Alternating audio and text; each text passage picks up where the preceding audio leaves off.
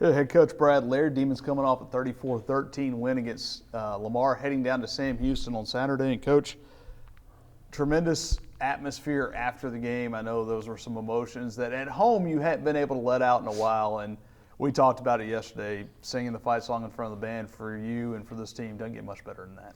No, just to see the smile on their face. When you've been so close, and the guys and coaches have worked so hard to put themselves in position for so many times, and to be on the back end of that, and then at home to be able to do it the way we did it from start to finish in all three phases.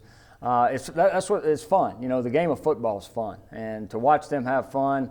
Post game, after the game was it's always good to see because they worked too hard Sunday through Friday not to have fun on Saturday night.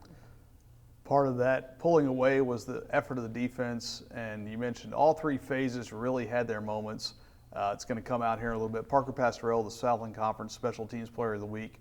5 punts, 3 inside the 20, 2 at the 3-yard line. So not just him, but the coverage unit getting down there and backing Lamar up and really allowing you to maintain momentum, forcing them to go a long way. Yeah, I think a combination of some great punts and great hang time with great coverage. You talk about the couple that are inside the 5. Especially any week, but the way our defense was playing, for them to have to go 97, compared to 67, that's a big difference, and that's a great. You talk about the three phases. When you're able to flip the field like that and get the field position in our favor, get them down there, pin them, force a punt. I think you saw how it affected us offensively, how we were able to create, especially in the fourth quarter when we scored 3 touchdowns in a row. For you guys, great win. You get to take some of that momentum on the road. We probably can say this almost every week from here on out, but Shelton Epler set some more records Saturday night, 3 of them to be exact. He's chasing one of your records, and it's one that stood since 1995, the career passing yardage mark.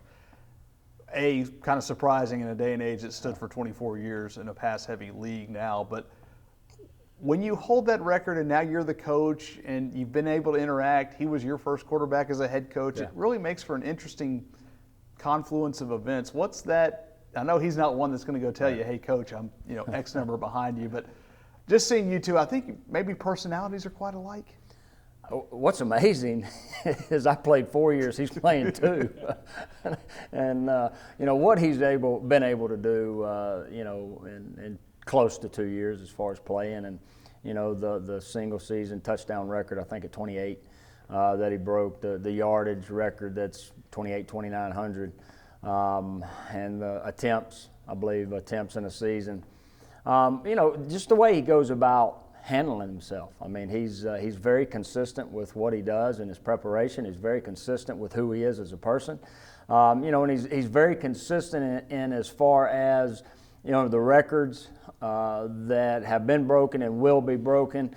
He'll be the first to tell you it's all about winning and the opportunity to be able to be 1-0 this week and winning.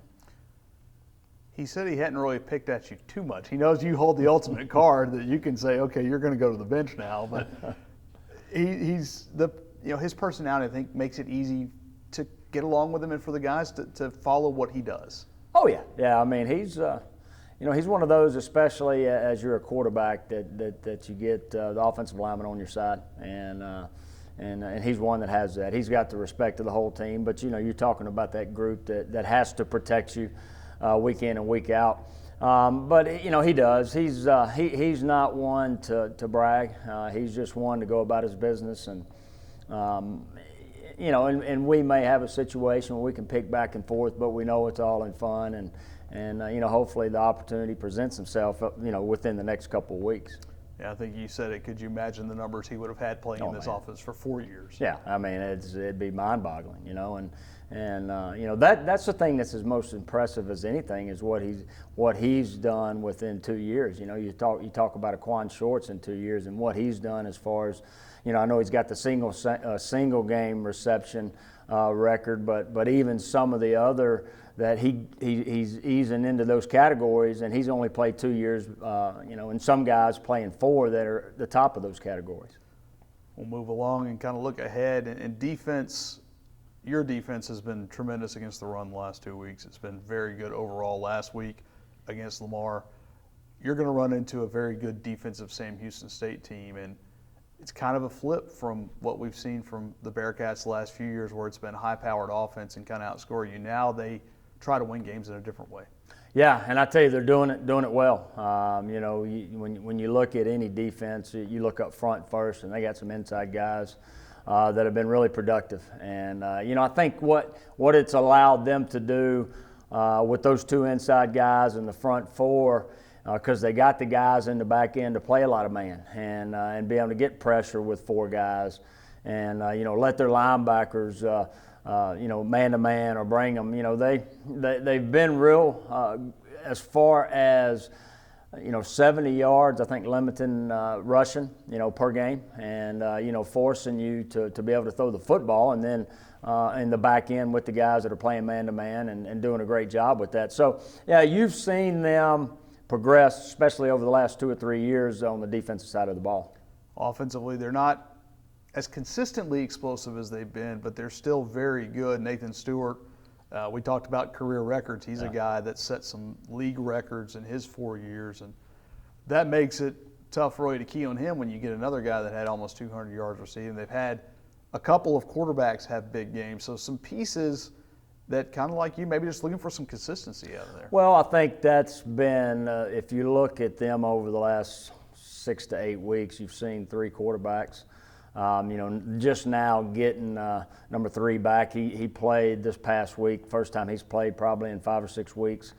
So I think, you've had some inconsistencies at the quarterback position, and when you have that, in turn you have inconsistencies at other positions because of that. So, they did get number 3 back last week against Abilene Christian, but you talked about Natan Stewart and what he's done over the last 4 years. Very productive, can get behind you in a hurry, and he's going to be a guy that we got to know where he's at and do a great job of avoiding the big play with him. Can't let him take the top off. No, I mean, and he's definitely been able to do that and done that over the last 4 years against Southland Conference teams. And so, we got to make sure we do a good job of keeping things in front of us, and I think defensively we've done that over the last couple of weeks, and that'll be key going into this week. Stepping away from really the X's and O's of the game, something that happened on social media after Saturday night's game, a young man, I believe his grandmother posted about, he was talking to Natan and I. Right.